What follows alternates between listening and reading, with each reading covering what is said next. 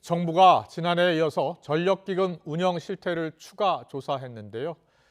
조사 결과 5,800억 원이 부당하게 집행된 것으로 드러났습니다. 이 가운데 태양광 등 신재생에너지 금융 지원 사업이 80% 이상을 차지했습니다. 취재기자 연결합니다. 이승배 기자.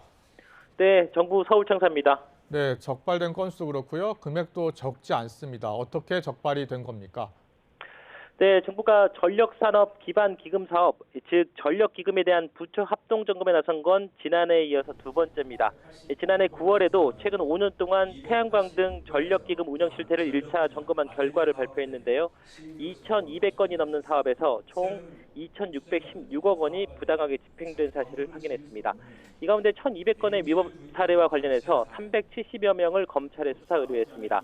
이후 정부는 사업 범위와 대상 자치단체를 늘려서 지난 5월까지 2차 점검에 나섰고요. 오늘 오전에 브리핑을 열고 그 결과를 발표했습니다.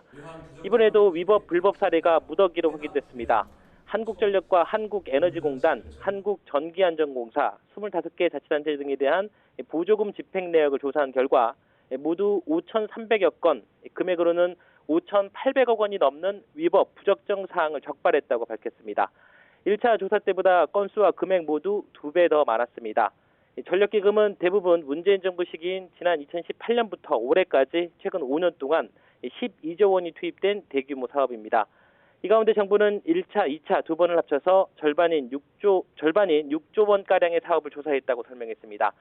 부당 집행 사례 가운데 대출 관련이 4,890억 원으로 전체 적발 금액의 84%에 달했습니다. 가짜 세금 계산서로 공사비를 부풀려서 부적정하게 대출을 받거나 버섯 재배사 등으로 위장을 해서 태양광 발전 시설을 지은 농지법 위반 사례가 대표적입니다. 보조금 관련 부정 사례도 570억 원으로 그 다음으로 많았습니다. 목적과 달리 보조금을 받아서 부동산이나 관용차를 사고 특정 주민과 단체를 지원하거나 쪼개기 수의 계약을 한 사례도 확인이 됐습니다. 전력 분야 연구개발과 관련해서는 사업비를 이중으로 받고 완료 과제를 정산하지 않아서 예산을 낭비한 사례가 172건, 260억 원에 달했습니다.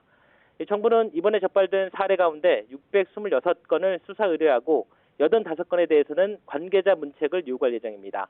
특히 부당 집행된 지원금 가운데 404억 원을 우선 환수 요구하고 부당 대출금은 금융당국과 협의를 해서 회수 등의 조치를 추진하겠다고 밝혔습니다.